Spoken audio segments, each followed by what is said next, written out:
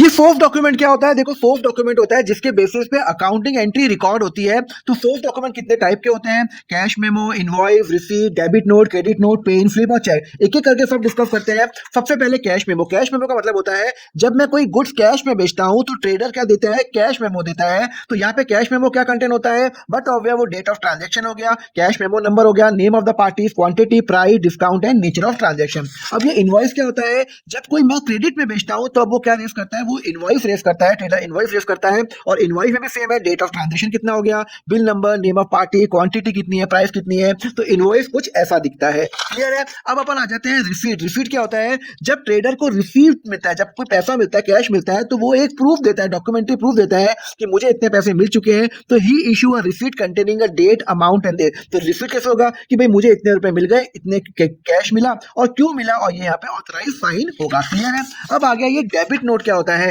देखो, debit note होता है एक सोर्स डॉक्यूमेंट होता है। सपोज करो मैंने महिमा इंक से कुछ इंक खरीदी थी। अब मैंने इंक खरीदी, उसने मुझे इनवॉइस रेज कर लिया। अब मुझे वो इंक पसंद नहीं आई, बेकार क्वालिटी की लगी, तो मैंने महिमा इंक को वापस इंक दे दी। अब इनवॉइस तो चेंज होगा नहीं, तो मैं क्या करूंगा? मैं महिमा इंक को वापस इंक तो दे दूंगा, पर मुझे उससे पैसे भी तो लेने हैं, मुझे महिमा इंक से पैसे लेने हैं वापस। तो मैं क्या करूंगा? उसको एक डेबिट नोट रेज करूंगा कि भाई मैं तेरे को 5,000 की इंक वापस कर रहा हूं, तो मुझे तेरे से 5,000 रुपए लेने हैं, तो मैं तेरे को डेबिट नोट इशू कर रहा हूं। तो डेबिट नोट क्या होता है? Date of transaction, debit note number, amount of debit note and reason for debit note. Debit note कुछ ऐसा दिखता है। क्लियर है? ये जो जो जो इशू कर रहा है कि मैं इनको डेबिट कर रहा हूं, क्यों डेबिट कर रहा हूं? क्योंकि मैंने इंक रिटर्न की। क्लियर है? अब क्रेडिट नोट क्या होता है? आपने गए होगे कोई शॉपिंग कॉम्प्लेक्स में, वो क्रेडिट नोट देते हैं। आपने इतनी शर्ट खरीदा, आपको शर्ट पसंद नहीं आया, आप गए गुप्ता शर्ट शॉप पे, उसने कहा देखो सर हम आपको पैसे तो वापस नहीं कर सकते, पर हम अपनी बुक्स में आपको क्रेडिट कर लेते हैं, फ्यूचर में हम आपको या तो शर्ट देंगे या कुछ और देंगे, बट हम आपको पैसे वापस नहीं दे सकते। तो इनडायरेक्टली गुप्ता शर्ट शॉप की बुक्स के अंदर वो लाइबिलिटी क्रिएट हो रही है,